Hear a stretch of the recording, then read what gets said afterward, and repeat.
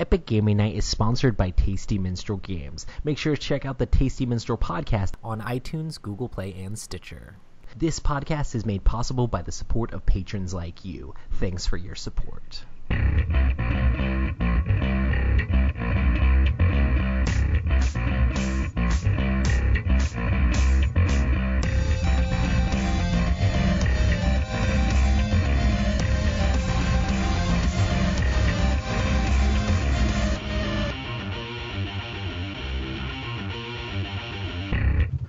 Welcome to the Epic Gaming Night Podcast, a podcast of stories and relationships board games create. Host Roy Cannon, with me as always is Matt.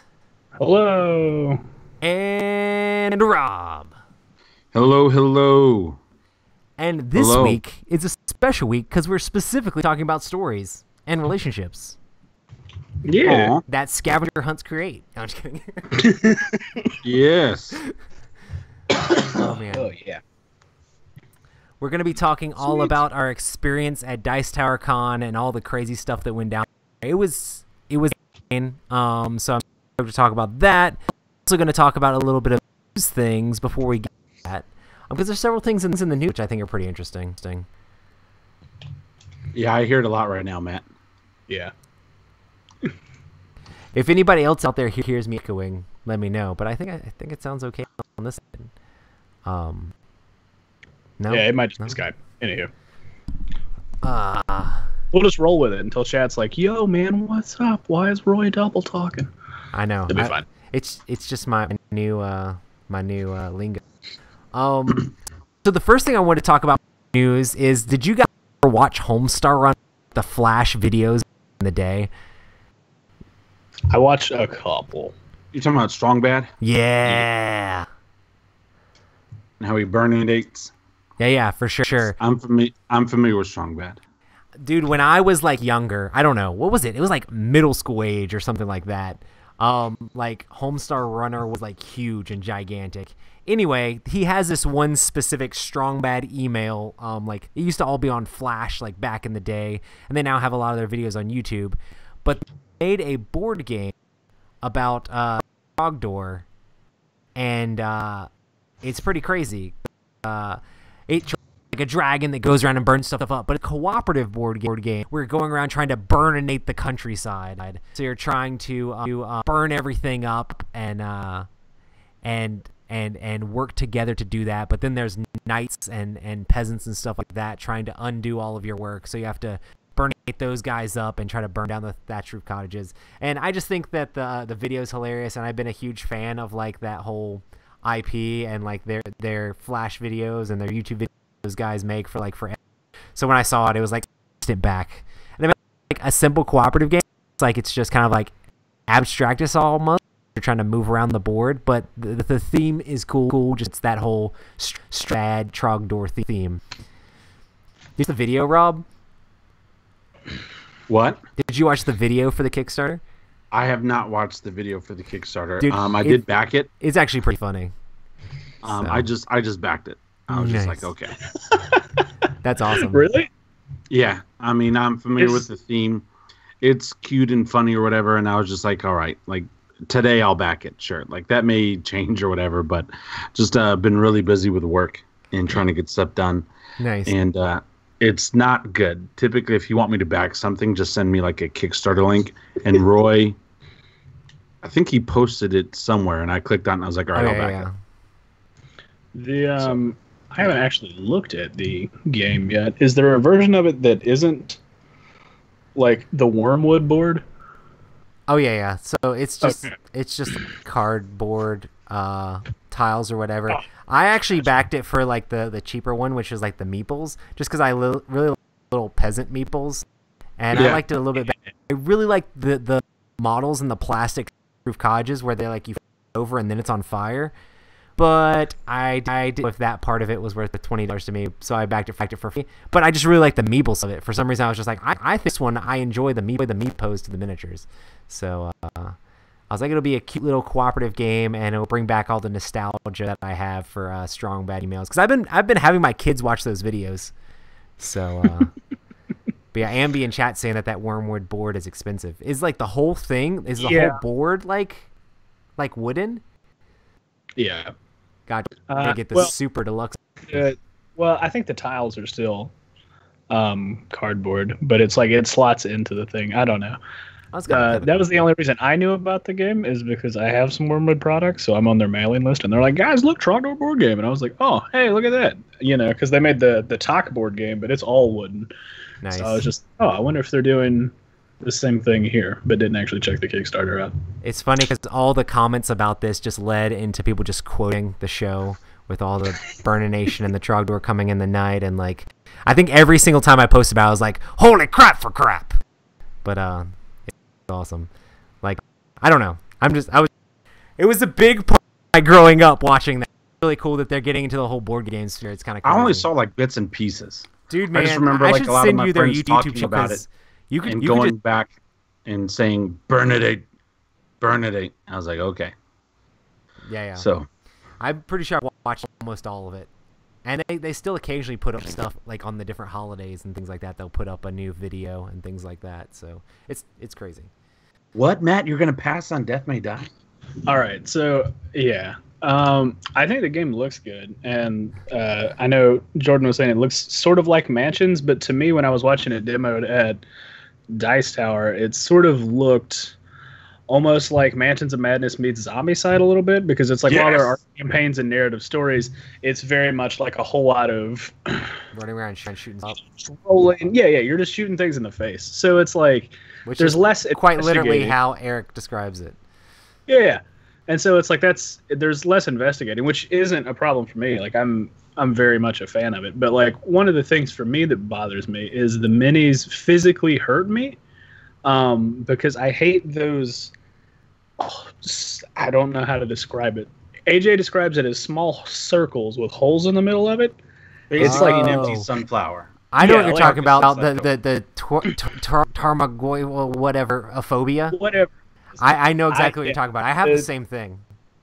The thing where I see lotus pods and I just get incredibly uncomfortable. Exactly. And I have that too. I'm there with you, Matt. And like, whoo boy. I saw the big mini and I was like, oh yeah, that looks cool. Well, and I'm then not backing the giant kicks, the giant dude, because he definitely triggers that phobia. Not even joking. I was like, all right, man, the front side of it is fine. And then I saw the back side of it where it was painted, and I was like, I was talking to Rob about that once, and I have no clue what you're talking about. No, you told me we were driving back, I think, from Florida earlier this year. I think I looked up a picture or something like that and was like, and you showed me this? I don't get it. I'm like, dude, if you want to vomit, it literally makes me scared. Yeah. Like my thing is, I think one time long ago when I was first, kind of spreading my wings and dipping my toes into the waters of the internet, I saw a picture where somebody had grafted a lotus pod onto somebody's skin in Photoshop, and I was like, this is bad. Yeah. This is so bad. Yeah, I've seen things like that. From ever since. There's what is it like? There's this frog that has like babies out of its back. Yeah. And oh my goodness, dear Lord, it terrifies me so much. Oh boy. Anywho, I think I'm gonna cry just thinking about it. I'm excited for it. I think it's gonna be. I'm glad. But you didn't back the giant mini. No, I didn't back the giant mini. I did the second season pass. I did jump on that. That's fair. I'm not waiting till 2019. That's the thing. It's like time frame. I mean, even if click the button, the game's coming out next year anyway. Yeah. But I don't know. I just like the mini. An extra 150 just for the mini wasn't worth it. And I know it gives you a couple scenarios. But yeah, just it wasn't worth it, the 150. Now, if I was an avid painter, I'd be like, bro, let me jump on this. That'd be an awesome thing to paint. But yeah. I mean, I thought the same thing, Matt, when I saw like it was fine on. I'm like, oh yeah, that looks kind of cool. Yeah. It comes around to the back, and you're, dear Lord, and I tried not to think it at the time too much. Now that you're saying that, it's worse.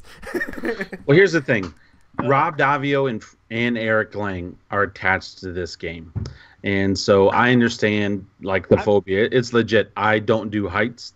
That's why I drive to Dice Tower Con, and I drive to other places. I don't fly. I get it. So I feel you on the phobia, but they're just too good. They have too strong of a track record. I think this is their first combined game together. Dude, that King miniature and the small Cthulhu miniature both look amazing. Yeah, so and the Star Spawn looks amazing. Honestly, the miniatures in this, I think Mansions of Madness miniatures out of the water. Oh yeah, but that's I'm worth the gameplay compared to Mansions of Madness. Is it gonna fit too much in that same slot? I'm hoping that it doesn't. Unless they come out with an app, I still think Mansions is going to be a better game. It's going to be its own but thing. The minis already, just because of Guillotine Games and Simon Games, already better. That's so good. Than Fantasy Flight. Fantasy Flight's not known for, at least in my opinion, like they're not the top minis company out there. Yeah, I was a bunch of people were saying, man, this is similar to Mansions, I'm not going to get it. And I was like, well, I'm in, and I want to see everything they come out for it, because I mean the miniatures look amazing, and I'm hoping it's great gameplay. I really like the fact that like different stories in like its own little box, and you like pull them out for each story. That seems really cool to me. But they just like announced the Yithians or whatever, like the little weird looking alien guys, and I'm like, oh man, I haven't seen those guys in like a game before, and they look so true to like what I would think they would look like. Oh man, I like those guys. I want those guys. So. Well, yeah, I'm all in, except for the art book and the big mini. I never get the art books. My Dustin actually texted me. He's like, "Hey man, I don't know that I'm going to game, but I really want that art book. Do you think you could add it onto your pledge?" So he's all about Cthulhu stuff. So he's like, "I just want the art." Like, that's awesome. Yeah. I'm excited for it though. I think it's going to be a lot of fun. And I think it'll be good to be at least a little competition for Mansions, because there's no other game out there right now like Mansions of Madness, even though this will play different and be different. Yeah, I'm hoping story elements played up a lot in there. Like it's pretty decent, you know, with different... When they're talking about all these episodes, and so I like that. Okay, like, do you run through a campaign? That's one of the things I don't really like about Zombicide, is like I wish Zombicide, whether the new stuff or the old stuff, like they had a campaign, like you could follow a story. Yeah. And that's what I'm hoping that they do with this one. That is seemingly what it looks like to me, because they're saying that these different things are called stories, and then the expansion that they're releasing is called, season 2. So it's just like, in my mind, it's basically, this is a dry run for what the Zombicide series is probably going to head towards, where it's episodic, and each thing you play, starts to lead into stuff. And since it's got, Rob Daviau on it, maybe you see some light sort of green legacy elements to it, where if you play a character, that stuff holds over into the next episode and so on and so forth. So you can go through this large scale sort of narrative adventure. And at the end of each season, maybe you wrap up one particular thing and you're like, hey, yeah, we did it. We beat the big bad. And then next season, the biggest bad, Yeah, so something like that would be fun. If they do that, that's where I would be excited for like the big mini. And probably like in the future, like if he's like the ultimate baddie, you know, play with him. And I know they're talking about doing a scenario with him, but I don't know. He has his own like playboard and stuff. It's not just like a mini that you get for that extra money. He has his own like expansion that plays a very specific way, which is kind of neat. Like you play on the bottom of the miniature too. So move around on the bottom of the miniature, the base. We need to quit talking about it because I might back it. So let's just move on to the next. Like, because I really wanted that kind of stuff just to get the mini because I think it looks cool, but I can't look at it. So yeah, I know, right? I'm Dude, in this weird 22. I'm gonna like I would like put it back there. I would just I'm like, okay, cool. I'll buy this mini, and then I'll see if the Joan of Arc dragon, they just put it up for sale just by itself, and then I'll buy that, and then I'll just have 2 giant minis. And then there's a video that I watched where they talk about the phobia and they just show a bunch of different pictures. I'll send it to you, Matt. I'm sure you'll appreciate it. Hard pass. I'm just gonna ignore every link you send for the next week or 2. Oh, man. Like, check out this article. I'm gonna be like, that link's to YouTube. I don't know what you're talking about. Get out of here. Yeah. Well, the next game that I want to talk about is another Kickstarter game. We're just talking about Kickstarter games today, apparently. And we skipped this in the notes, but hey, now Eclipse, Dawn for the Galaxy. I actually really enjoy Eclipse. I have first edition with a bunch of stuff for it. Have changed some small things in this edition that aren't just graphical updates, but the production on this is amazing. They've made redone the graphic design, made sure it comes with the miniatures. They're adding with strike scrolls. They're adding in more miniatures for the different ships on the the NPC ships you run into. They're adding in miniatures for that, and oh man, it looks great. But I love Twilight Imperium 4 so much that it's just would I? I mean, that's my current problem with Eclipse that I have now, is that it's not much shorter than Twilight Imperium 4. And that is true. And so it's kind of which one am I gonna play? I'd still love to Eclipse. I'd play the copy of Eclipse I have now with anybody. People were like, let's play Eclipse, let's do it, just because the game is great. The game is solid. And I almost love every single 4X game I've played. I just like that kind of game. But did you actually decide if you were gonna back this one or not, Matt? Yeah, I've backed it. Yes, I was hoping you would, because it would be nice if I has it. Right, because I really liked Eclipse, the one. I think I've played it maybe 2 times, and I've had a blast each time. I just really like it's got some awesome aspects. One thing that you can do. The one thing that I like about it a little bit more than Twilight Imperium is you can customize your ships and their layout and stuff like that, and I think that is really genuinely very cool.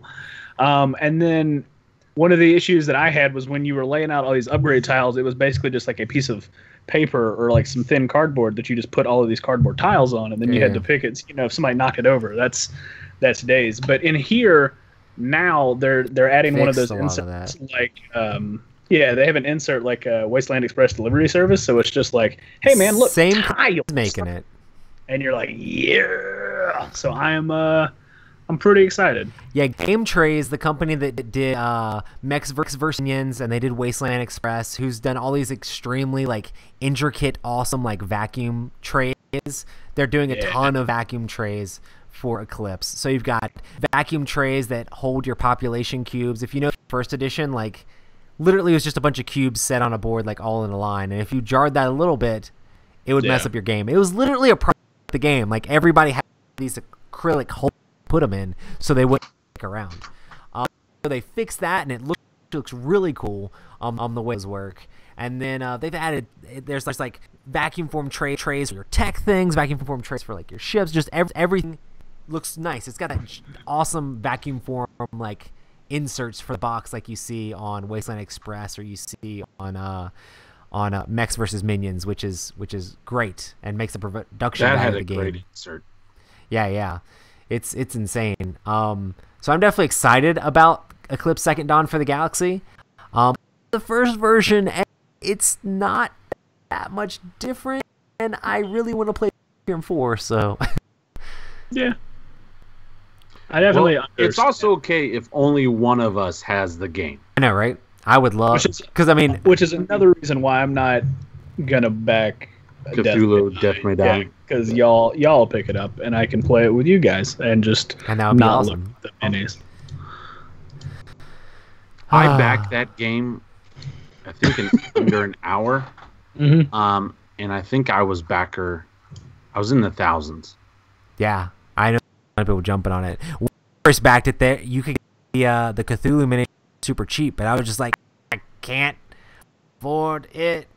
Yeah. No, I was backer. I'll pull it up for you. It was backer 4,000 something, and it was within a half an hour of it coming out. That's awesome. Yeah, they have people. Awesome. Well, this next one we've been talking about Kickstarters we're stoked for and are super exciting. This next one is a Kickstarter that we're kind of saying stay away from. It's kind of terrifying. Did you look at this at all, Rob? Overturn is a Kickstarter that's currently going, and they've been accused of a lot of things. Most of that plagiarism.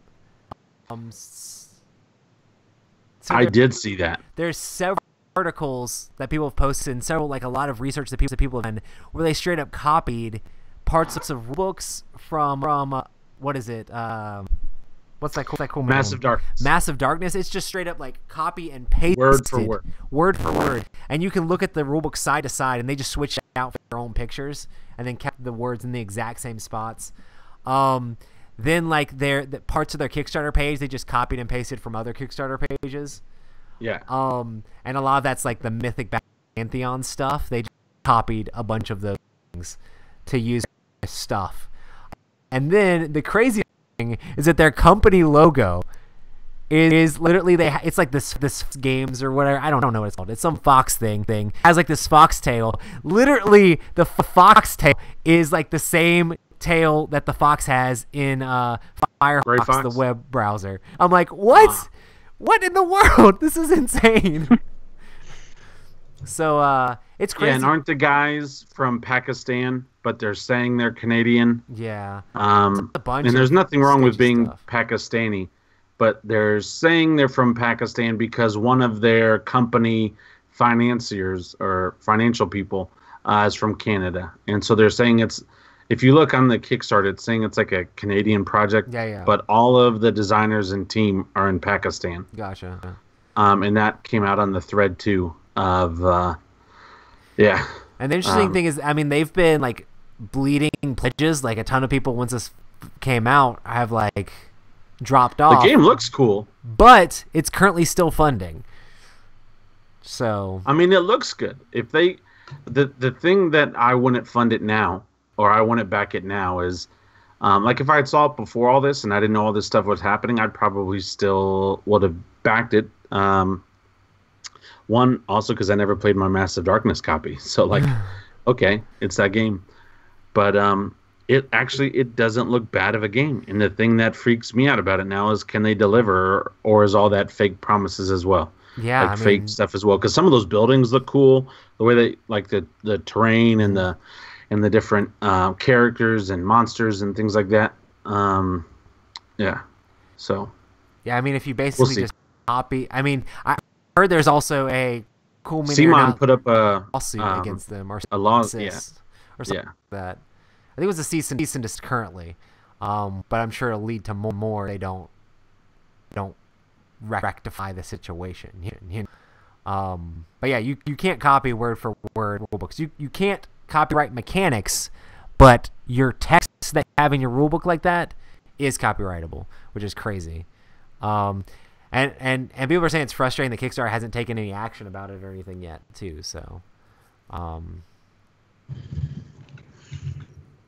good time.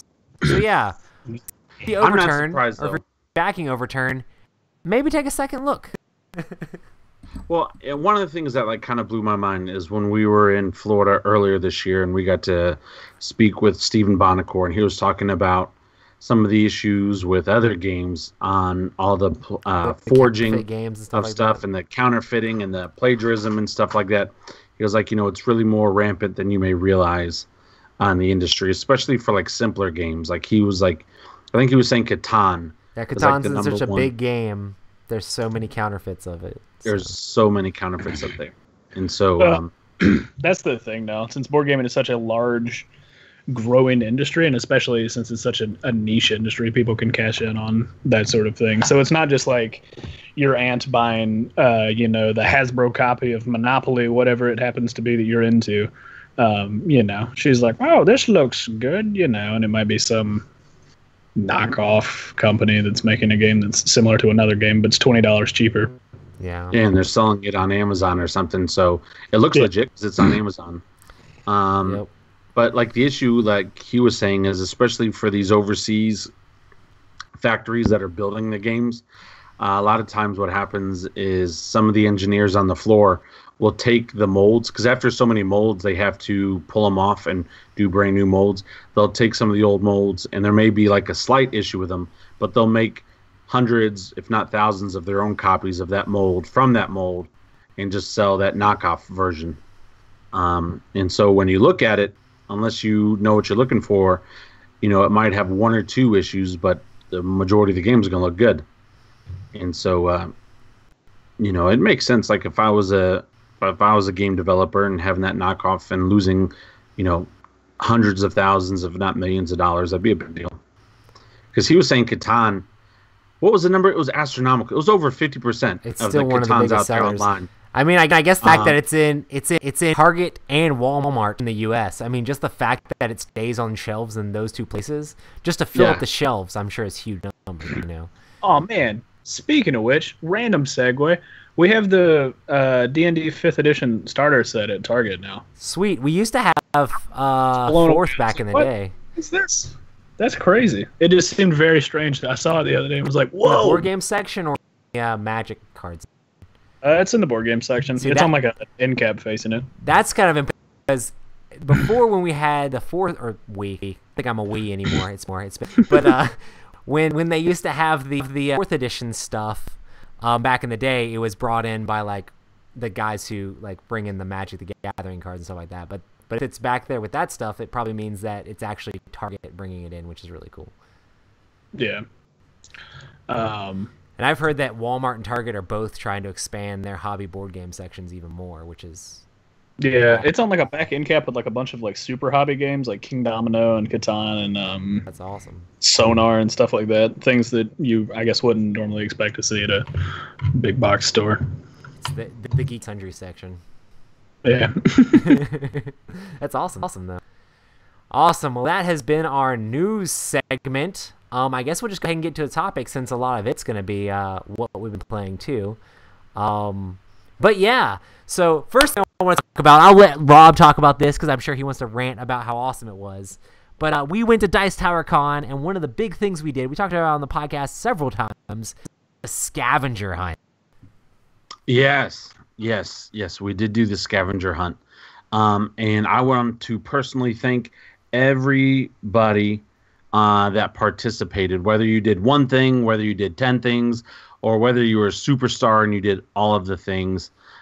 Scavenger Hunt was in my opinion at least, I thought it was a huge success. And it was really awkward at first for all the people taking random pictures of Roy. It wasn't even awkward. I was just like, what is going on? I thought it was fun. even at the beginning. Maybe awkward's not a good word. Maybe kind of creepy because like Roy would ask us, do you know who this is? Do you know who this is? Like, I have no idea. Doing it seriously. Just like, can you believe? But man, it was a blast. It was an absolute blast. I think it's something that now, if we're all at a con together, we have to try to do something like that every time. Sure. My favorite though, can we talk about like our favorite scavenger hunt moments? Yeah, that's fine.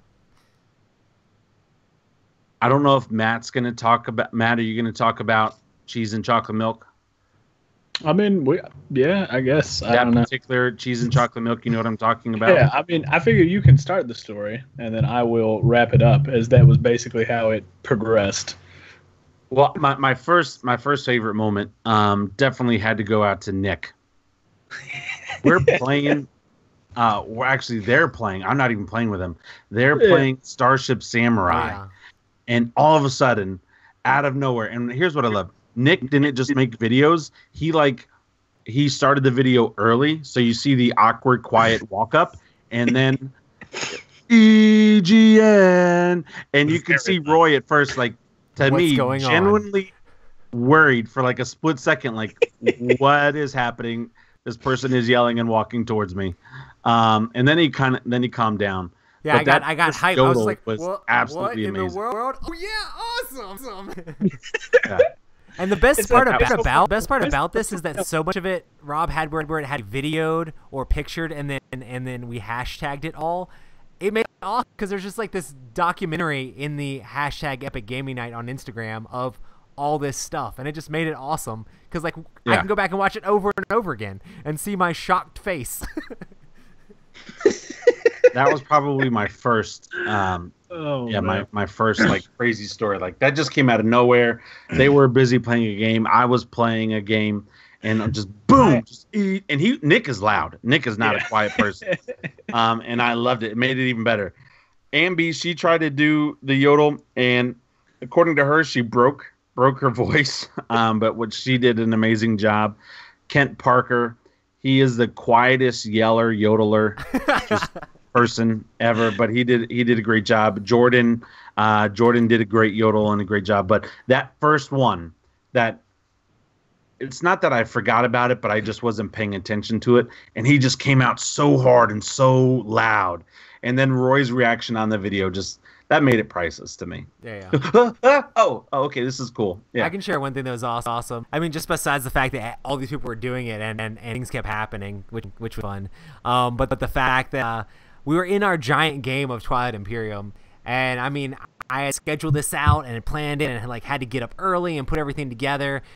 And, we're in the middle of the game, and we're just sitting there, and Jordan comes up with this tray of drinks, like a whole bunch of different drinks, and he's like, "Hello, sir. I'm here. Which drink would you like? I've got Powerade, I got soda, I got coffee. Which drink would you have?" Because one of the things was like for bring drinks to us. I'm like, wait, what? And everybody else at the table, I mean, Ambi and Crystal knew what was going on, but everyone was like, what in the what's happening right now? I'm like, oh man, I guess we'll have a power or whatever.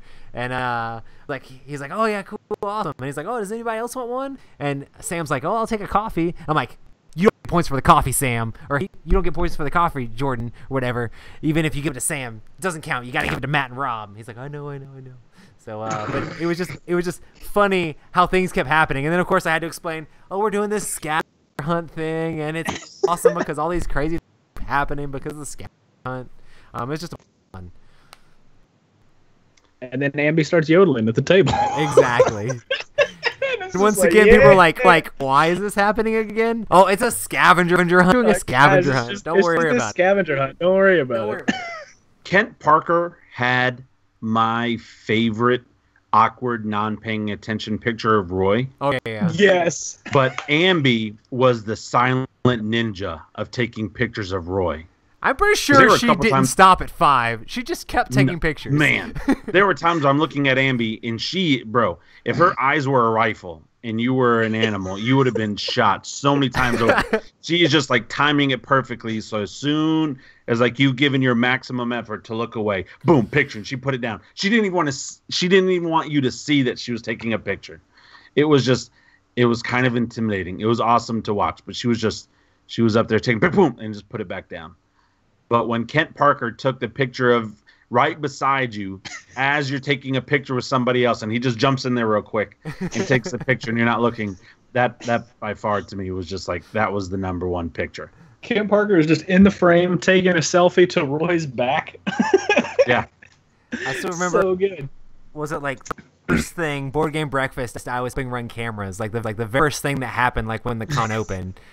And there's pictures of me showing up. I don't know if it was Nick or Food, but one of them took a picture of me like running the camera, like very first thing.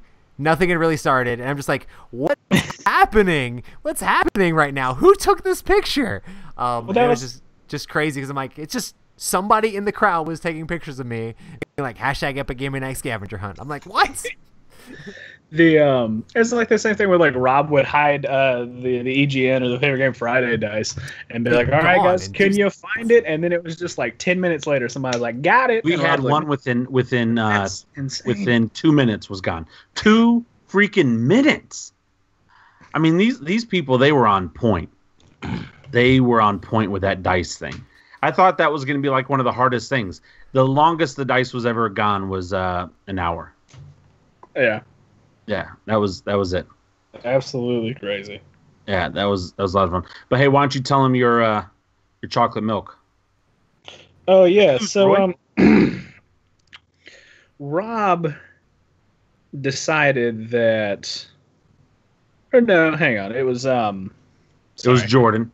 Yeah, it was Jordan, but he came up to Rob to give him some drinks. Because that was part of the scavenger hunt. And he was looking for me because it was kind of early in the morning.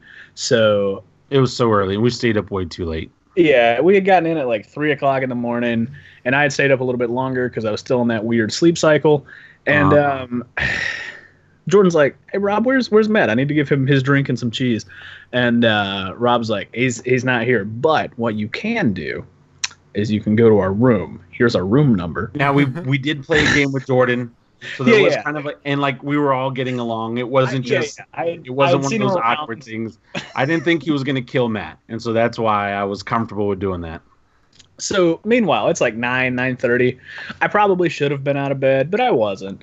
So I was laying there like, you know what, I need to take a shower. And then I hear like a knock on the door, and I'm just like, oh, okay, it's probably housekeeping. So I'm just like, somebody's here. And I just lay back down. And then I hear a knock on the door again, and I was just like, all right.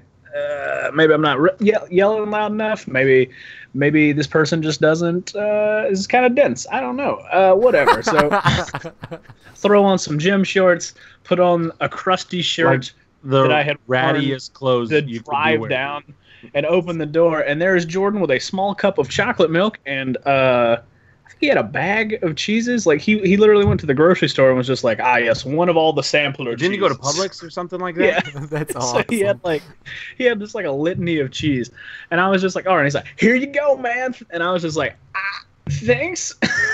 And it just took me a minute to like click what was happening, and I was just like, oh, hey man, thanks. I wish I could, beautify myself a bit before. Did he have a big smile on his face?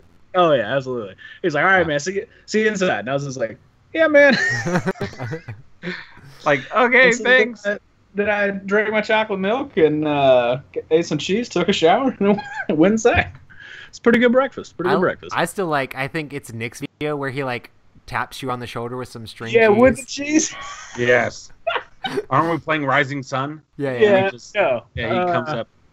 Oh no, it wasn't Rising Sun. It was one of those other games. But yeah, and he puts the cheese in front of the camera so it looks like a da-dum, like the cheese is gonna get Matt. Or like it's a first-person shooter or something like that. He's holding cheese as the weapon. Yeah, it looks like Doom. Right? It's centered in the frame. It's so good. Tap. It's like, And then Matt's just genuinely like, thanks, man. I saw Rob look over my shoulder, and I look at him like, what? And he's just like, nothing. And I was just like, all right, I trust Rob. Everything's fine. And then all of a sudden, it's just like, and I'm like, huh? Well, because, I saw him coming. I was like, oh, this is going to be good. Yeah, you're fine. You're fine. You're fine. Oh. Man, we played a lot of games with people because we had that one where you had to play a game between 2 and 4 a.m. at the con. I thought that was going to be hard. Not hard at all. I think everybody did that. Which a lot of strike. Oh, man. Strike. First of all, I learned 3 different ways to play Strike that week. Yeah. All ways are fun. However, though, if I'm ever going to play Strike again at a con and Ambi is there, I have to play at least one game with Ambi. When she looks at you and she tells you, you must make the person to your left fear you. That was just so amazing and hardcore. And she kept getting it where I think it was 3 times in a row. She made Courtney, who's Kent's wife, kept rolling like all the stuff in she there. would get all matches so the whole board would be empty. And then Courtney was like, stop doing this. And she said, you must make the person to your left fear you. Like talking smack. I got super hyped. I got excited. I mean, that was fun playing Strike with Courtney and Ambi and Matt. And Roy came over for a second. He was like, I don't like this version. We played, I think, with Crystal. I don't like this version. We played with Kent. But we got down, man, on some Strike. Man, I think that needs to be like Ambi's like official between like her subdivided name title, where it's like Ambi, you must make the person to your left fear you, Rona. And it's just like, yes. It was awesome. Like a shirt. If we ever do anything with jerseys, that's what it's got to be, I feel like. Bro, she had it down to like a science. She would look at it and she was like, well, actually, if you hit it at this angle right here, you have a better chance of making it this number and this number. And so like she like does like a whole alien hovercraft over the dice trying to find the exact angle and then trying to hit it. And she got it a lot, man. I mean, it was crazy impressive. I never ever thought in my life I or anybody else would put that much effort into that game. But she did it, and it was a winning strategy. It was a lot of fun to play with. But we played that game a lot late at night. That's awesome. Yeah. Man, we got to witness a late night game at like 3:30. We just went and watched other people play Strike because there was like 6-8 people playing, and it was just. And we had been trying to leave for an hour. And we saw Emerson over there. And I was like, I'm gonna go say hey to Emerson. And we go over, and everybody that's crowded around this table is watching this game of Strike. And it's just like, all right, so we're just watching this game of Strike for like 10 minutes or whatever. And then it's one of those power plays where it's like the guy's down. He's only got 2 dice left. He throws one. He clears it out. So the other guy he's playing against who's got like 18's got to roll everything. And everybody's just like, whoa!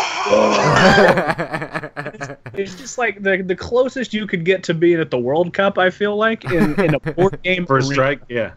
And that could also been like the 3:30 night shakes or whatever it was. But we did all of a sudden get super hyped for no reason. Oh, yeah. I mean, not no reason, but still, I think we were a little too excited because we weren't even playing, and you and I are yelling, "Oh my gosh!" Yeah. And we had experienced that 15 times earlier today, but we just started yelling.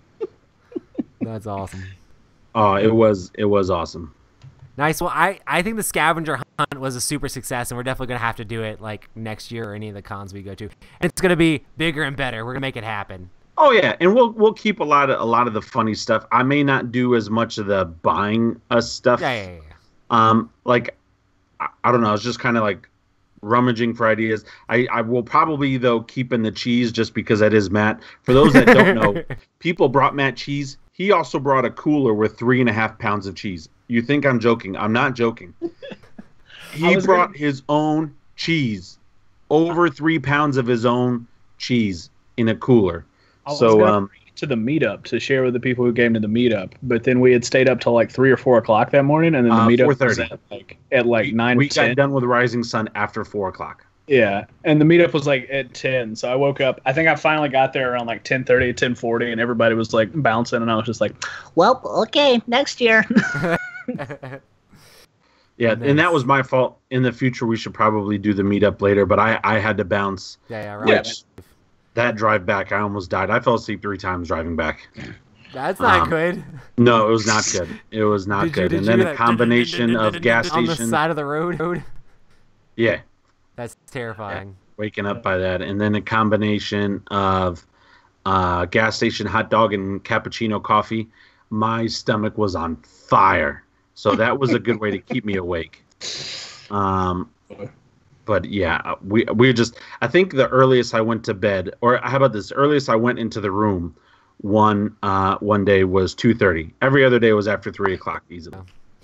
I had a dice tower room, and I was rooming with Jason and Kenny, and they thought I wasn't even staying in the room because I literally go to bed after they would go to bed and leave to go do things before they get up out of bed.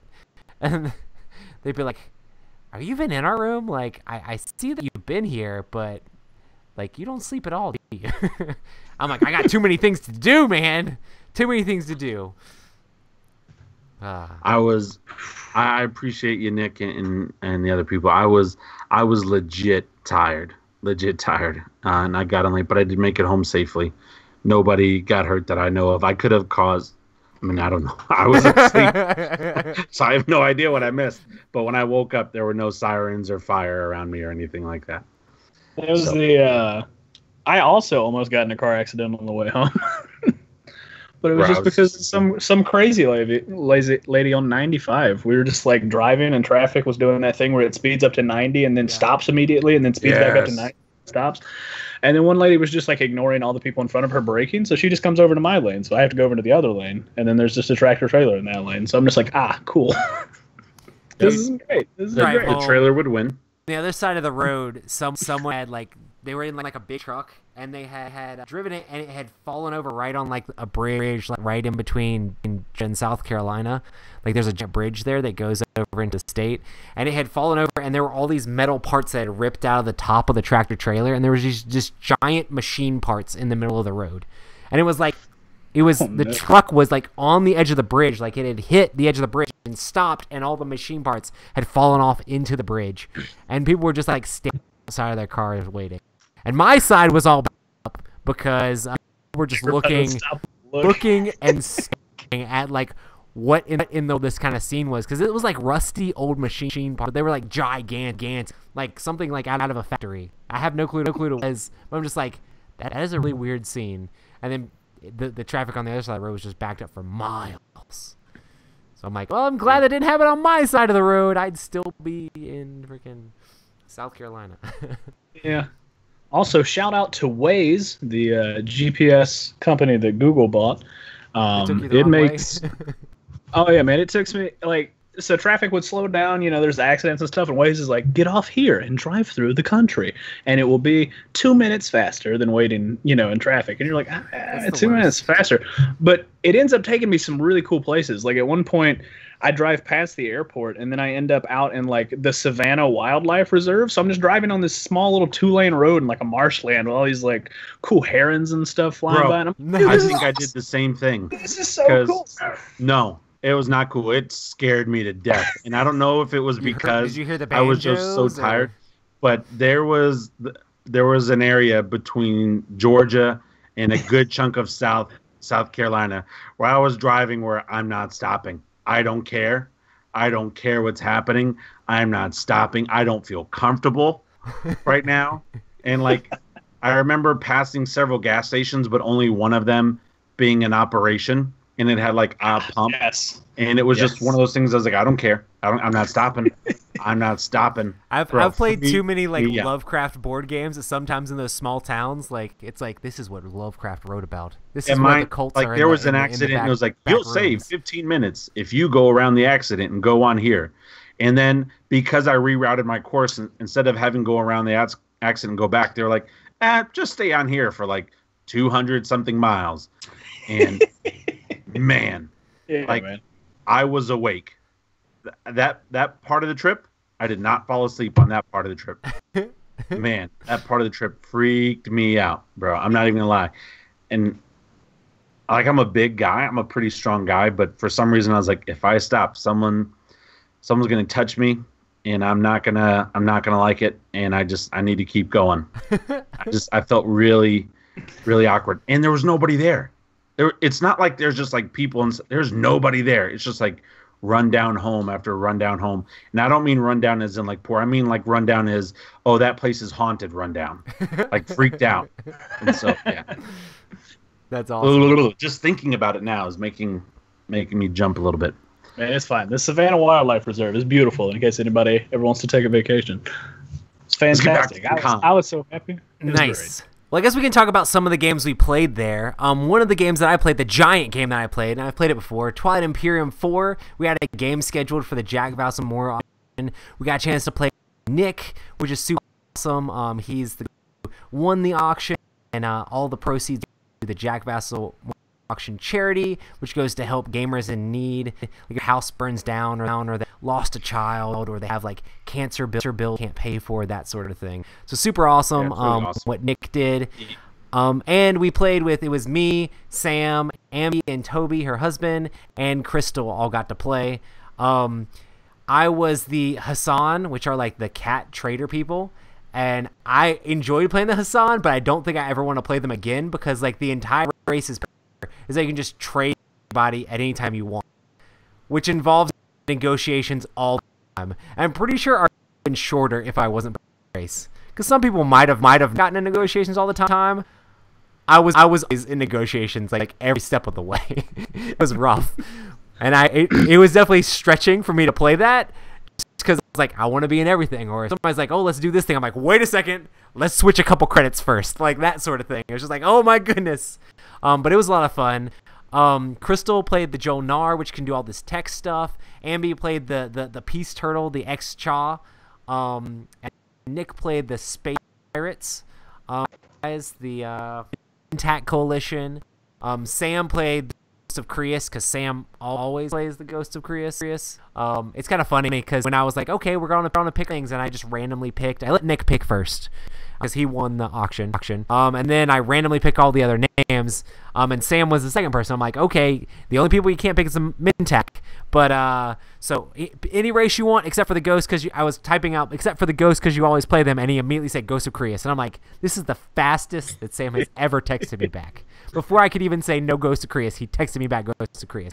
Fine, play Ghost of Creus. Fine. But yeah. And then Toby was like, oh, just whatever. He ended up being the so he was the tree people, so that was pretty cool. Yeah, I love the tree. I love the Arborec too. They're awesome.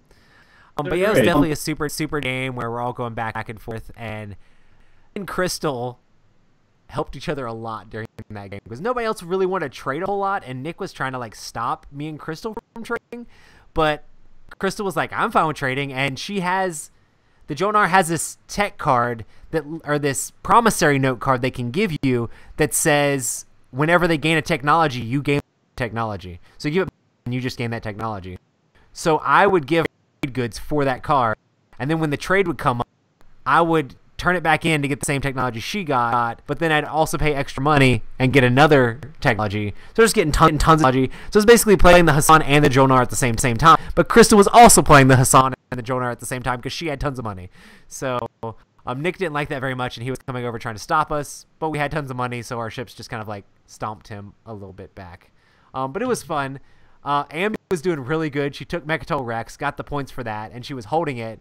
And then she got the strategy card where she points. So she took like a lead. We're all like, should we like stomp Ambi? She barely had much military at all. She's just like, I'm just the peaceful guys. I went out here and getting a couple points. Don't worry about it. And Toby, her husband's like, you need to stop Ambi. You need to stop her now. And I'm like, you have a bunch of ships on my border. If I go stop her, you're going to jump on me, because if I'm in the lead, then I'm the next person that needs to be taken out, and then you're going to wreck me. And he's like, don't worry about it. I'm like, okay, well, we can trade these peace treaties. We traded peace treaties, and then that went on for a couple turns. And then he activated one of my systems to get rid of the peace treaty that he had. So then I'm like, why are you doing that? And he's like, I just want to keep options open, man. Just want to keep options open. I'm like, that seems like of war. What are you doing? So I had a secret objective where if I took one of his planets, I could get points. And then one of the main objectives was if you took someone's home planet, your points. And I'm like, I have bigger military than Toby. I can take his stuff. So I literally went in and got right next to his home planet, like took out a whole bunch of his ships, got right next to his home planet. Then he was able to reinforce his home planet. Then I was able to destroy all the ships off of it. But then I had like one or two few ground forces to take his home planet. So I got right to the edge it and didn't. Basically kind of took both out of the game. Then Ambi kind of won. It was still super awesome. Had a blast. And I love Twilight Imperium 4. It's still my favorite game. Like, I love that game. It's crazy. All the happen in it. But man, the Hassan are taxing to play, like trying to talk people into stuff all the time. And then if people are attacking you, you're just like, hey, I mean, I just give you money, you know? I mean, if that's really what you want, I could just give you money, just not. So it's fun. It's fun. But yeah, that was our game of Twilight Imperium, and it was great. And thank Nick for stuff. And congratulations to Skye. I have an awesome picture of her, like she has a dice Skye now. Awesome picture of her like raising her arms up like Skye in celebration of winning Twilight Imperium 4. Sweet. Hype. What game do you guys want to talk? Oh boy. You want to go next, man? We played a bunch of new stuff. Let me pull up all these photos so that I can just go through them one by one. But I will do them piece by piece. We'll start with I played Isle of Skye. Oh, nice. Which I really, really liked. I've come to learn that I thoroughly enjoy tile laying games. For some odd reason, just the building stuff for me is really, really cool. The game was pretty interesting. I played with Kent and Nick, and we were having a good time. The one thing that I really like about the game is basically you get 4 tiles in front of you. No, 3 tiles, excuse me. I think it's based off the number of players. Yeah.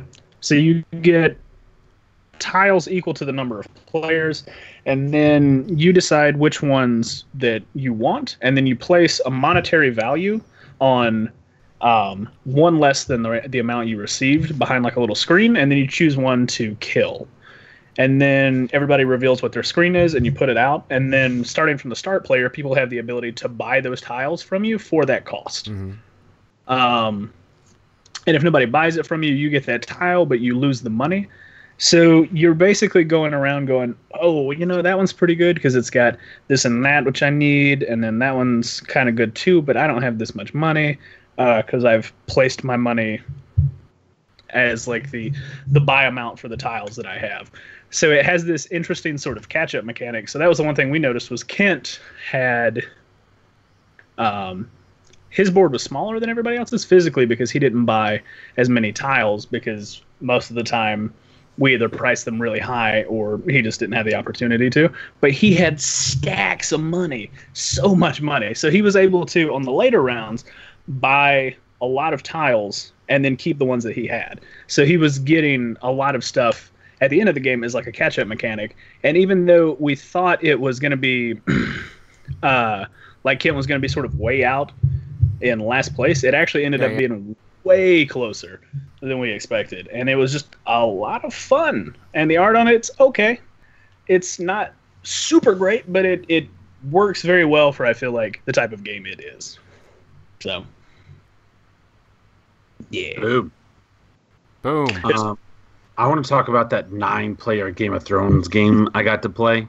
Yeah.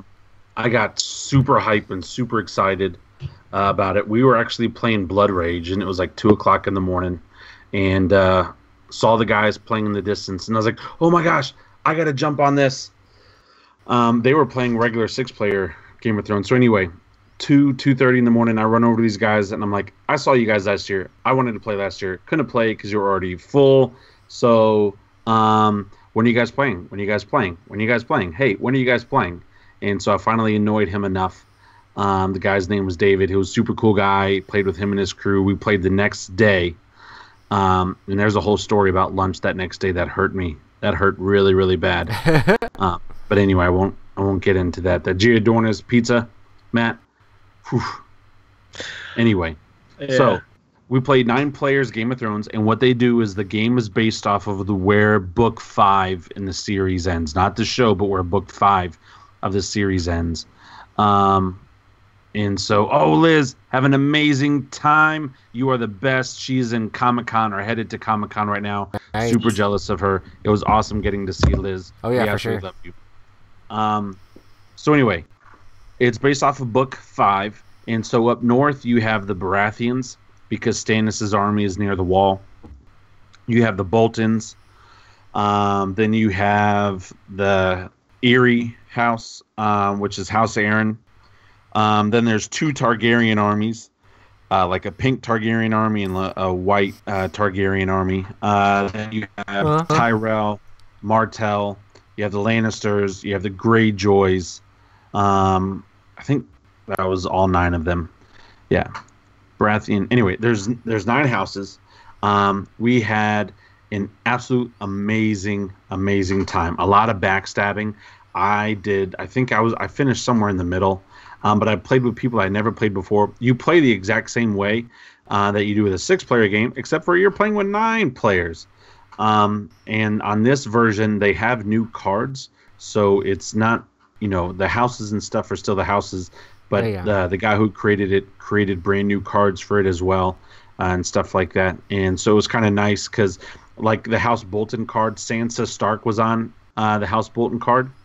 Because like during the book, she's still with the Boltons at this time and has stuff going on, and so it was kind of fun to see some people moving around, and some like Theon Greyjoy. He is with the Baratheons at this time, I think, if I remember correctly. There were a couple of other people. Yeah, it was weird in the book. I mean, I haven't read the book, so I don't know. But I remember Boltons for a while. I didn't know who. Well, he was, and then he's. He escaped and went with Stannis. Yeah. Yes. And so, anyway, it was a lot of fun. It was epic. It was a little over 5 hours that we got to play. But that was probably my favorite game or game experience of the con, just because that's one of my favorite games of all time. And got to play it on a new format that I've never played before.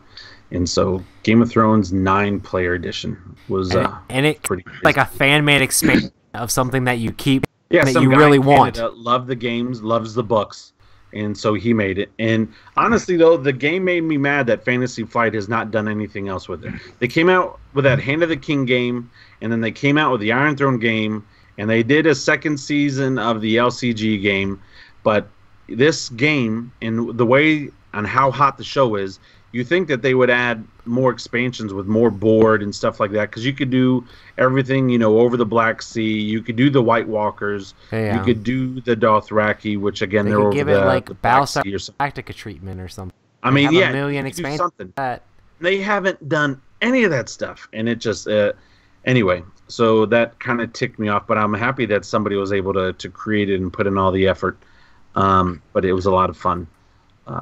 Rob, you should have taken a bunch of pictures, right? So then you could leverage your celebrity and tweet at Fantasy Flight and be like, guys, I played this fan-made game, and it is an absolute banger, and I think you guys should make it. And then people will rally behind you, being of the people, and then that is how you get something crowdfunded, right? You're just like, guys, I love just carry you in. Said my celebrity.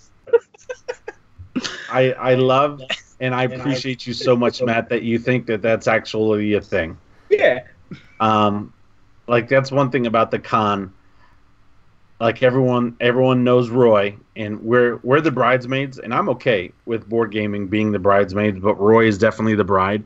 So if anybody's going to use their celebrity to get it done, it is not me. I wish we had any ins with Fantasy Flight at all. I mean, I'd love to have somebody in on the show, or here's what we got to do. I don't have any contacts at Fantasy Flight. Or at all. Simon. You have contacts at Simon. You need to work. Contacts at Simon now have flights. Hey, I'll tell you this though, Roy. I was putting all the Game of Thrones, the Song of Ice and Fire stuff today because I'm gonna try to come by your house tomorrow and play. Nice, bro. I'm so excited for that game. So excited for that game. Nice. Yeah. Anyway, Matt, you're the best. I love you so much. Thanks, man. I appreciate it. My celebrity. That's awesome. I'm gonna go up to my wife, babe. I'm gonna use my celebrity on you, and I want you to do X, Y, and Z. And she's gonna be like, I'm gonna use my celebrity on you and punch you in the face. And get away with it. No. Yeah, that's awesome. I'm gonna try that though, seriously. Babe, do you know who I am? There were like 4 people at that con who knew me. Like I'm kind of a big deal, babe. I definitely super enjoyed playing Starship Samurai, but we talked about that a little bit last week. And then playing a little bit of the Spectre Ops, the new edition of that. Oh, man. I can't wait to get that just to have new powers for like new characters and things like that. Or which one? The Spectre Ops Broken Covenant. Oh, yes. So awesome. Did you guys mess with it at all? Or? No, I wanted to, but man, I was so busy playing so many games. Oh, yeah. I mean, I feel like Matt and I were adopted by Kent and Courtney. That's awesome. Yeah. Like as long as I was there, and I kept asking them, "Are you guys sure you want to play with us? Like you can go play with other people." Yeah. But we all just got along really well, and so we just got along, and so like people would come and go in and out of our group. Like we played with Jordan, we played with other people. People would come in and out of our group, but us 4 just, at least while I was there, just kind of stuck together. That's awesome. And we had dinner together. We had lunches together. You know, I'm not saying that they're going to name their next kid after me, but it's an option because she is pregnant right now. I played several things at Simon Expo too, which was cool. Yeah. We played Rising 5. What did you think of Rising 5, Matt? It's interesting. It's not bad. Yeah. It's a co-op game where you're trying to work together and defeat the boss and you have to complete a puzzle, and you have to use an app to take pictures of the puzzle and lets you know if you have these things aligned in a certain way, and you have a timer that you have to do it in the amount of time to complete the puzzle. Yeah. I thought it was okay. Same. It's not great, but it's not bad. I mean, I would play it mostly just because I think when we played it, they were teaching us the rules, and we still got the game done in 30, 45 Well, we also had a rush at the end, because didn't we... I think they and I had a commitment to an overrated escape room thing. Yes. Which was absolutely terrible. Everybody said that was bad. Yeah, some of these convenient escape rooms, they're bad. They put you in like a side room, and then because they can't really decorate it up, you know, because they can't do anything to the property, it's basically like a big puzzle, and we stood around a table, and we tried to defuse a bomb standing around a table, and I was like, well, that's fun for 3 of us, but there's 6 of us here. Yeah. Because they put the table in the corner, so it's not like we can get all around it. And I understand they needed the table in the corner because they needed to plug up certain things, because they had some cool mechanisms. But I was like, okay, well, me and so and so and so and so, we're standing in the background, and it's not terrible for me because I'm tall, but it's like, all right, Cool. So, yeah, when this is done, you guys want to go play this? I'm about to say, seems like for those, you almost spend you spent for one of you to win and get unlock and have experience. Yeah. Yeah. It's exactly. Oh man. Or just pick it up out of the library for 100% free. Which that's so great about this con is their library's on point, the gaming tables and convention, like the space, like I never was without a table. Like I may have had to have walked a couple extra steps to go find something, right? Yeah. But I was never without a table. So I don't know. I really enjoyed that con. But are we still going over games that we played? Because I could go all night on games that we played. I have a bunch too, so I don't know how you want to do this. We just a couple more, or just to do your highlights of something else that you really enjoyed. Okay. So whatever you thought was the best. Okay, I'll do a highlight. Courtney, I love you to death, but you were a little punk when we were playing Blood Rage. So I've talked about Blood Rage before, and we're doing Blood Rage, and I've never ever done this strategy in my life, where I go like super ultra aggressive and I try to win every battle. I typically get like a bunch of quest cards. Third round, didn't get a single quest card. I was like, you know what? I'm just gonna try it. It's 2:00 in the morning. I'm just gonna try this strategy. So I draft all these like amazing like +8, +6, +8. You know, if you win, raise this clan stat. Do this, do that. You're like. And then I also got like the big up. mountain giant. I got the big mountain giant, so like when I moved in, I could re-pillage an area and stuff like that. And so I was like, bro, this was awesome. I played Blood Rage, and third round, and Courtney, the way that the second round ended, she had like a couple of people around where my armies were, and I don't know if she cheated and looked at my cards, or I could have just been talking out loud like, wow, I'm going to kill everybody.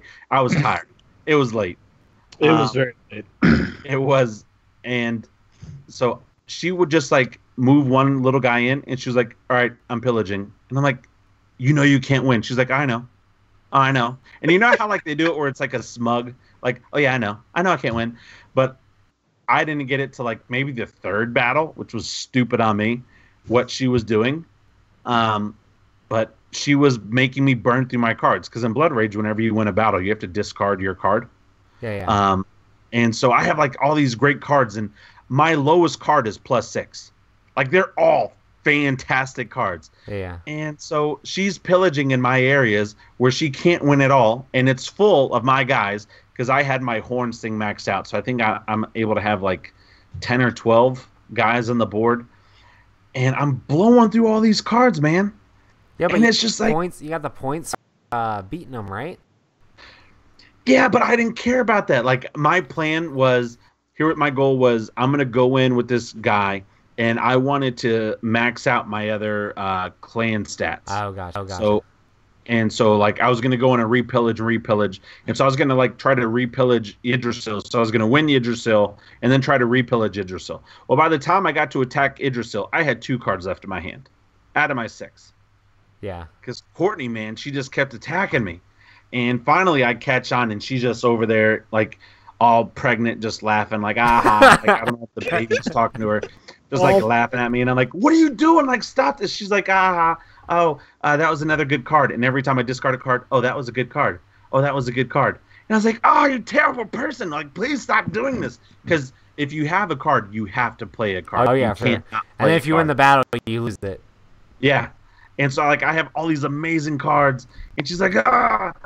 And man, that was a fun experience. I really enjoy that Blood Rage. It's a great game. And we played with this other guy from, I think it was from one of the Dakotas, Utah. Utah. Okay, even better. Super nice guy. Mm-hmm. I was just setting up Blood Rage. We didn't even have people. We didn't. We were gonna maybe get a 5th player, and he was just walking by, and he was like, bro, is that Blood Rage? I was like, yeah, you want to play? He was like, absolutely. Immediately sat down in the chair. And that's what I love about the con, because it's kind of like that. Yeah, People are just walking around, pull them over to you and play the game. And he was a competitor. Like, he had played the game. He did pretty well. I did win Blood Rage. That was also nice. But still, man, Courtney, it was fun. She's super sweet. She was super pregnant, so I'm trying to be nice. But like on my inside, I'm like, girl, I want to push you out of your seat right now, but I can't do this. But anyway, we had a good time. You're trying to make sure that they don't play games with you anymore. No, man. Courtney and Ken are like, first of all, Kent Parker, outside of being Slender Man as a fan, is one of the sweetest people you will ever meet. As a fan, he is the Emerson of fans. Emerson Matsuuchi and Jerry Hawthorne as developers are some of the sweetest people ever in the world. But as fans, Ken Parker's up there. He's just like super sweet. And him yelling at you is my normal voice. But anyway, yeah. That was fun. You played with that, Matt. Yeah, it was a good game. Hey, I didn't get my normal strat. I was about to say, did you sure you could put more people on the board and then get extra for having multiple people? No, I didn't get to do that this time. Instead, I got to do the Loki strat, and Courtney also picked Fenrir and made me lose a bunch of points several times.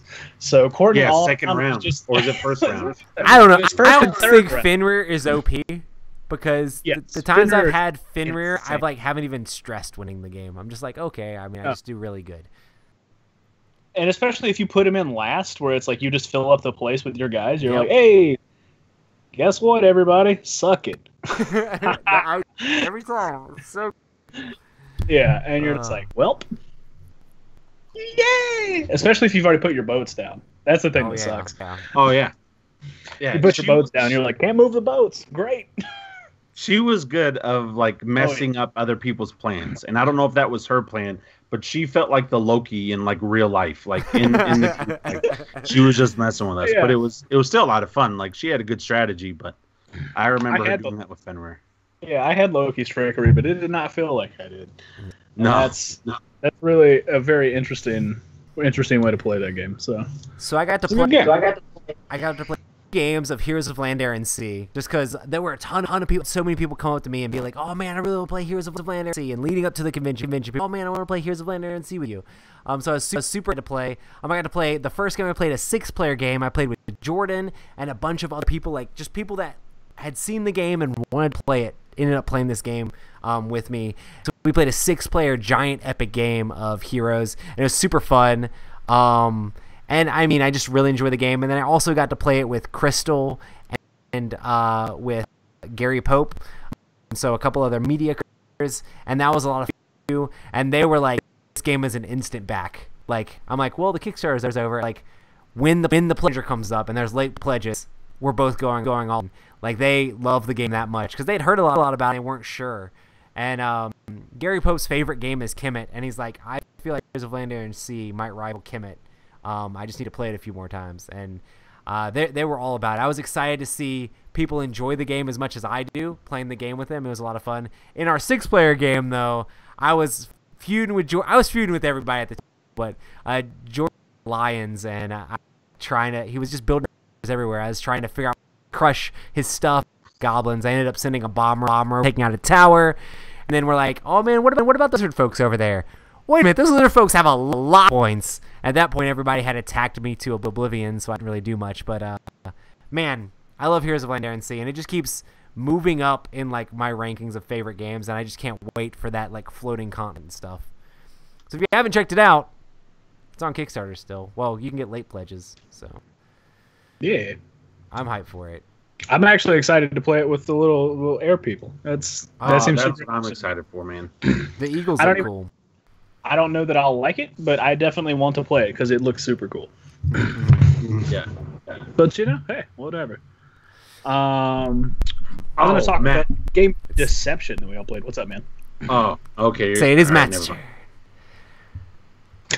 Let's go, Matt. So we all played a game of Deception where Emerson was the forensic scientist, and we had so many people at that table. It was honestly a little overwhelming because I think we had 12 clues. Yeah. We played almost the max or the max. It was max is 14. Insane.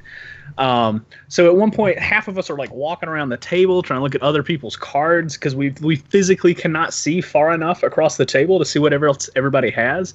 And the game goes on for a while, and it goes back and forth, and it just man, at the end of it, it's so crazy because everybody was thinking it might be Roy or Nick, as always, just. And it ended up being Rob. You were the accomplice, right? Yes. And I think the Gray Fox Alex? guy. Yes. Alex, yeah. Yeah, Alex was the murderer, and I was vibing on you two the whole time. And it came down. I had the final vote, and I was like, "Man, I don't know." Weren't you a witness or something? No, I was just a regular investigator. But for some odd reason, I was just like, "It's over here." I know it's over here. You should be that because I was literally lost. I never looked at Alex's stuff. So. Well, it makes it really hard when you play with that many people. They were the opposite side of the table. So many options. Like I felt bad for Emerson. Even Emerson was struggling because of the two that Alex picked. It was like you guys had some. Rob, I some think you have a toe when we play because normally you go super hard on me when we play this game. And when the bag, you don't go as hard. I should have known that Rob since Rob. Slamming on me the entire game. I should have been like, on it. Rob knows it's not me, but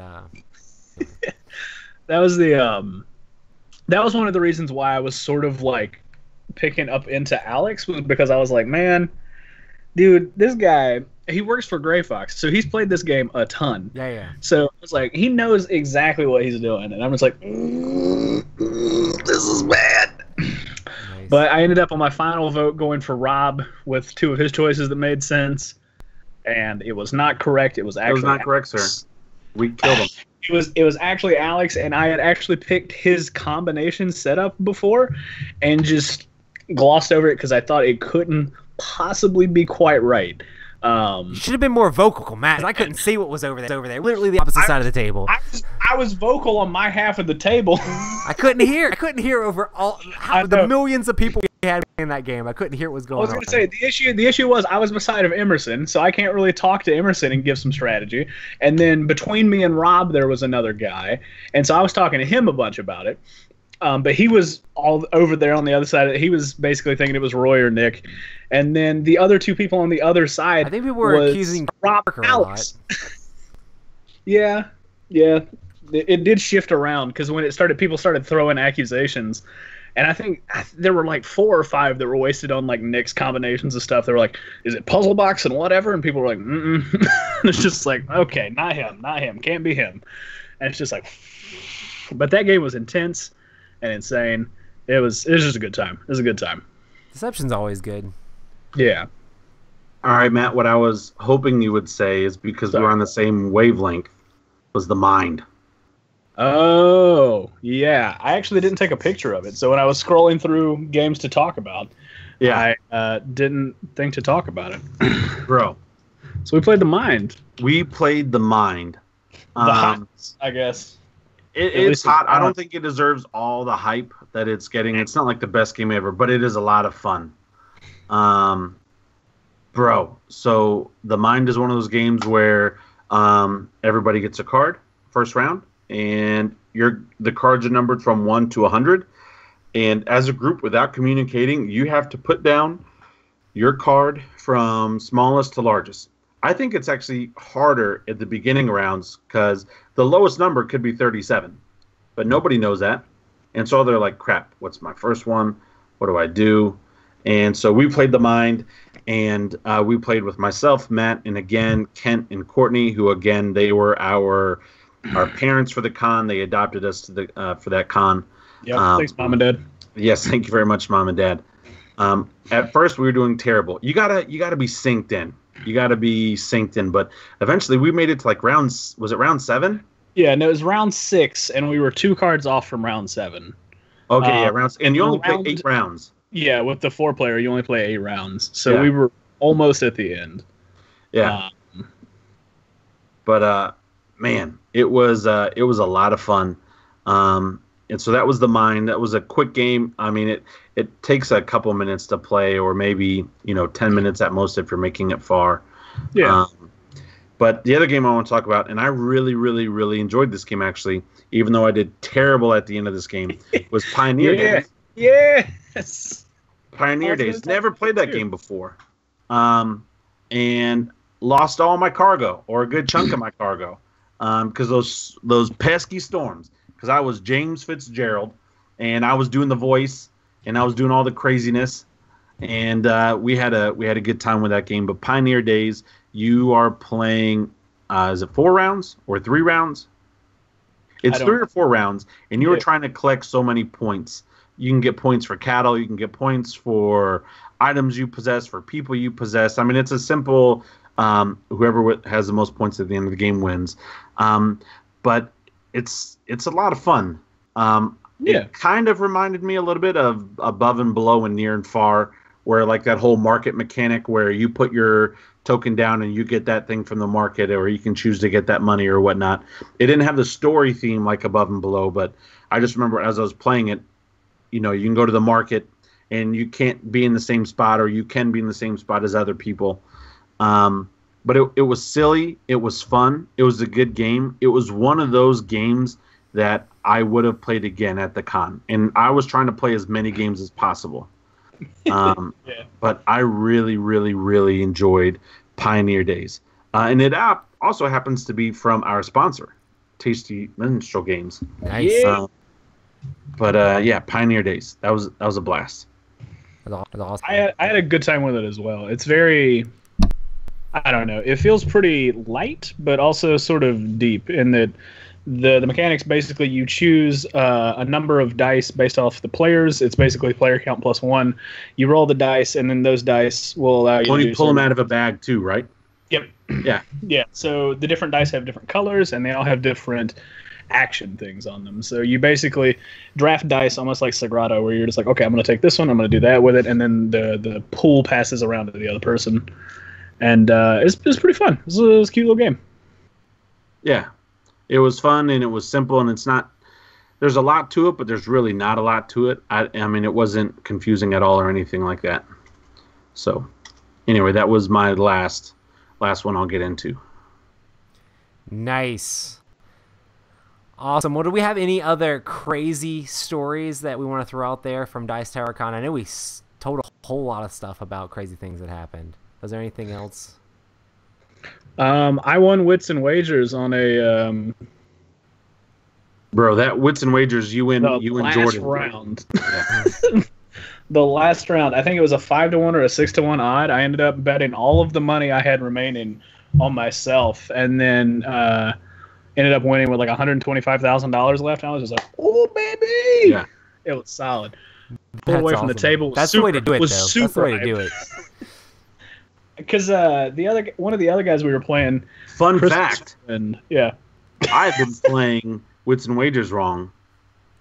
Fun fact: I learned a lot of different ways on how to play Wits and Wagers and other games. And Strike.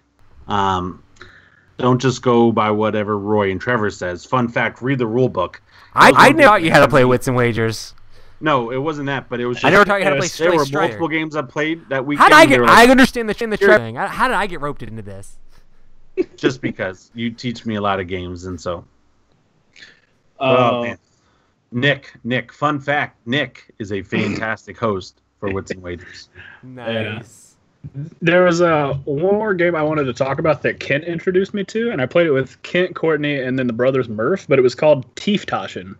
Oh, no. And it is a small game. It's being reprinted, and I can't remember the company who's doing it. But it's being reprinted under the name Good Critters. Okay. But it's basically just a game where you have a number of cards equal to the player laid out in front of you. They have monetary values to them. One person is the president, and that president sort of basically assigns those cards to people. So you're trying to end the game with the most money, and then so once the president assigns them all out, everybody takes a vote. You have yays, you have nays. Some people can steal money off of the top of the pile. Other people can blackmail people to steal one of their cards, or you can counter blackmail. And it's a super good game. Yeah. I absolutely loved it. It was it's not a long game. It's not complicated. And it doesn't do that thing like that Spyfall did, where I felt very awkward when I was the president. Like, I don't want to do this. It just felt, you're just like, yep, this is what I think. How's everybody feeling? And everybody's just like, man, I really don't care. I'm trying to get money. And it's just like, all right, here we go. And it was just super fun. Super fun. And it plays in like 10, 15 minutes. So. That's awesome. Yeah. Did you play that with us? It was called something different, but I think during the live stream. for Dice Tower. But yeah, where you can blackmail, steal money from them, and yeah, it's a pretty fun little game. And you put your little purse in front of somebody, and they're just, what's this for? Absolutely. Why are you doing that? Like, no reason. I'm not doing anything with it. I mean, they're just there. Don't worry about it. Don't worry about it. So. It's good. It's a good little game. Deep Plus Pockets is the name Blood of their redo for it. So yeah, that's the version I played. That's awesome for sure. Yeah, man, it was pretty good. Plus the brothers Murph are super great to play games with because they are very animated. Yeah. And those are the guys that we played Ethnos with. Yeah, they were nice guys. Yeah. The guys who were wearing the Hamilton snapbacks. Yeah, I wanted to say something about because I really liked them, but then didn't because I'm shy. They're Dice Tower contributors, and that was one of the cool things. Hang out with a ton of the different contributors that I see their videos, see my videos, and we like work on the same channel together. But it was really cool to be able to hang out with like those guys and a bunch of other people. I taught those guys how to play Dragon Castle and got to hang out with them doing a bunch of other stuff too. So it's just cool to see all these people that I'm online friends with, but like never really get to see in person. You know? Yeah. Man, Dragon Castle is actually a lot of fun, too. We're talking about games. I just want them to make a big version, because those tiles are too small for my big hands. Nice. So what do you like most about Dice Tower Con? Yeah, I don't know. The amount of games that there were. Like, there's so many games that I played that I haven't even mentioned. Like, there's so much stuff that I got to play. And the thing was, I loved that I'm a very shy person, but I would just basically walk around the tables and just watch people play games for a bit. And it wasn't like awkward. Sometimes people would offer to show me how the game's played, or if they were setting it up, they'd be like, "Hey man, you want to play?" And I feel like a lot of the other cons I've been to, people are just like, "What's this weird dude doing?" And it's just like, okay. It seemed very insular in a lot of other places, and this one is more, "Hey man, what's up? You want to sit down? You want to play? You want to do a thing?" And they're like, "Yeah, sure." So it was like, I basically was walking around trying to get into a game of Food Chain Magnate, because I thought it might be interesting. And then I was really close to getting into one, but then ended up watching Eric Lang demo Death May Die for like a half hour and missed the start. I was like, no. But yeah, it's super good, super chill. You can always find games and just a lot of stuff to do games-wise. Yeah. That's all. Hey, didn't they put out stickers to fix the board for the Broken Covenant thing? Yes, so they've got like stickers online that you can print out now, and then they're gonna be sending out actual like laser cut stickers or something like that. So they've got fixes for all that stuff, which is kind of a sad situation, but they're trying to take care of it the best they can. But it was still a great game, still a fun game. You still enjoyed it, right? Yeah. I mean, it was noticeable, but it didn't break the game in any way. It's just like, oh man, this is misfortunate, but we the game perfect. So, but yeah, a lot of fun, and I can't play more Spectre Ops Broken Covenant. So. Yeah, man, I was looking at I stopped by the board and looked at all the powers of the characters. Yeah, these are good. It's cool because you can pick in between different cars now, which is really awesome too. And man, there's just so much stuff. It's just really cool. They have like a exhaust mechanic now, so like have some powers that you can only like use once, and then you can use it again. Like I was playing the Fox character or something like that, and she could run faster, and then if she like slowed down, she would like unexhaust. She could run faster again. It's really cool to be able to go more spaces than you normally like often. That was pretty cool.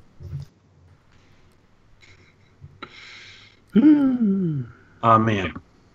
Crazy times at the cons. We had a crazy time at one of our, was it lunch, Matt, where we had that cool waitress? Yeah. Oh, yeah.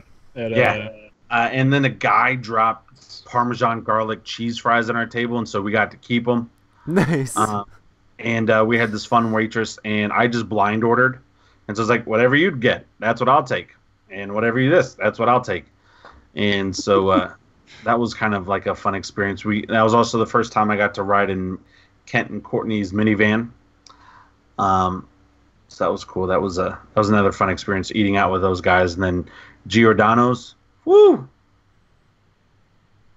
That is super thick Chicago style pizza, and it's like authentic Chicago style pizza. And so like after playing all day, played it, ate half of my pizza, and was like stuffed, right? And then you want to go into a coma. Yeah, it makes you want to go into a coma. Yeah. Well, then I'm getting ready to play 9-player Game of Thrones. And I'm like, crap, I need to eat something because it's already like 2:00 and I haven't eaten anything. Like I was still full from eating like at 10:00 the night before, and it's 2:00 and I'm still kind of full, but I'm like, I don't want to go like until 10:00 again eating because I don't know how long this game is going to go. Yeah. And so I throw in my leftover pizza in the microwave in the room. And I try to eat another half of that pizza in under 10 minutes. And I did. And it was not healthy. And it hurt. Oh, man, it hurt. I felt my heart stopping a couple times. And the pizza was so thick. Like the 3 minutes I gave it in the microwave, I nuked it for 3 minutes. I ate it in 5 minutes. Was not nearly enough. So like the first couple millimeters were hot and everything else was like super cold. So as it burned the top of my mouth, the bottom of the pizza cooled the top of my mouth. And so it was one of those things where it was like, okay, that was a crazy experience. And so I then go to sit around 8 other people I don't know, and I'm trying to hold in all the gases trying to come out of my body. And I've got like a nice girl to my right, and I'm trying to be a gentleman and not let things leave my body that are wanting to escape my body. Oh. So it was just that was a fun, crazy experience. Are we going to talk about the meetup at all and seeing everybody, or are we closing down? What are we doing? We need to close down soon because I gotta run. But bro, getting to meet everybody, getting to see Jordan, getting to meet Nick, getting to see Liz, getting to see, and if I'm missing your names, I know because I know we met more people than that, and I know we had a lot of people that just like listen to the show, come up and say thank you so much for listening to the show. Oh yeah, it was funny. I had a couple people call me Roy because of the whole Isaac thing. Nice. And I was like, well, what's going on? And they're like, from Isaac. I was like, oh, okay, too soon, guys, too soon. But they were laughing and had a good time. Just meeting everybody was such a cool experience because, again, it made it completely worth it of doing this podcast. Like, we don't make any money.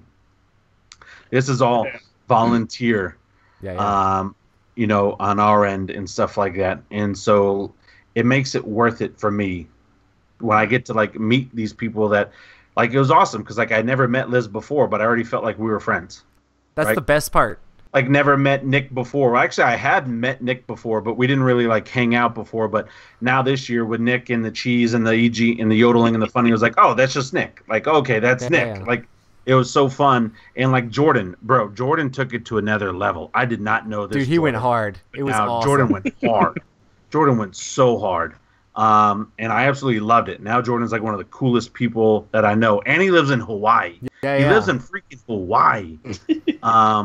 And it's a cool thing. Is like there are people all over the state, all over the world to this podcast. And it's just crazy to see and talk to people. And I don't to call people, oh, they're fans or whatever. I mean, you guys are like our listeners and our friends, I mean, we're here to like build friendships and build relationships with just other gamers. Those are awesome. So never feel uncomfortable or like have like stars in your eyes and be like, oh my goodness, I can't believe it's Rob. I mean, I understand he's really handsome, but he would love for you to come up and say hey to him and play games with him. So it's just awesome to get to hang out with you guys, and it's just cool to get to hang out with all sorts of our friends from online. I mean, we've hung out with Camp Parker at a bunch of different conventions, but to see him and his wife a bunch of games with him the whole time. Getting to see super sweet. Getting to see everybody is just awesome to be able to hang out. Yeah, and we got to see Ambi and Crystal, and got to play some games with Josh. Got to play some Emerson prototypes and stuff like that. I'm not 6'10", James, but I am 6'4". I don't think there was anybody, maybe a couple people at the con that were taller than me. Yeah. It is kind of funny. I'm a large man. I take up a lot of space. Man, after you left, me and Kent were noticing that there are a bunch of people who are very similar looking to you, and that they are tall, sort of bigger guys that have a goatee and wear glasses. And we were just like, "Oh, look, it's Rob." And I'm like, "No, Rob's gone." "Oh, look, it's Rob." "Oh, no, Rob's gone." You guys are Rob so much. And they might not even have been anywhere close to you, but it was just because of your absence. I was just like, here we go. James, I'm 6 foot. Calm down. No, Thank you, I guess. Yeah, man, it's fine. I How wrote tall it are you, down. Matt? Are you 6 foot also? Yeah. Yeah. Matt, we never got to play the giant robot game.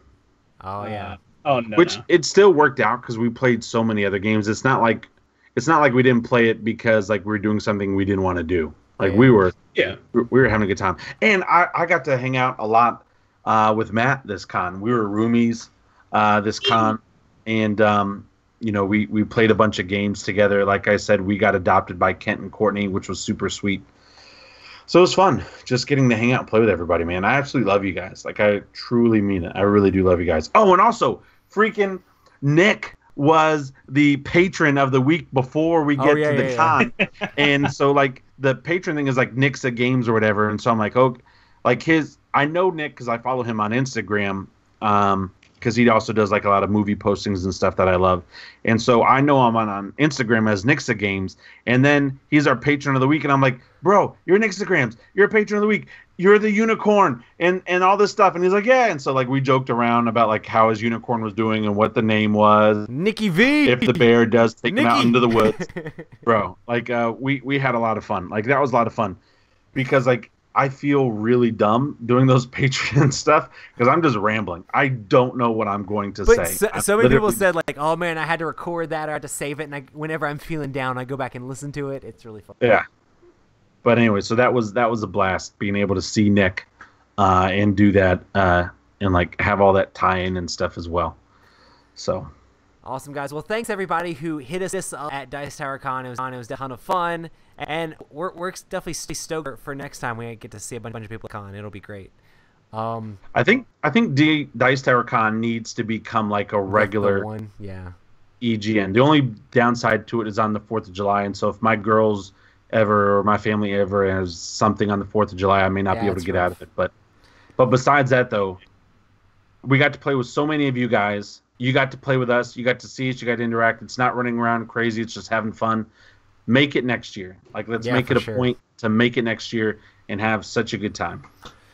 Awesome. We'll close this thing up. We stream these Tuesday nights at 9 p.m. Eastern time at youtube.com/Epic Gaming Night. We want to say thanks again so much to our amazing patrons. Thanks for supporting us on Patreon and keeping us do this so we don't have to worry about the funds or anything like that. And that is patreon.com/Epic Gaming Night if you want to check that out as well.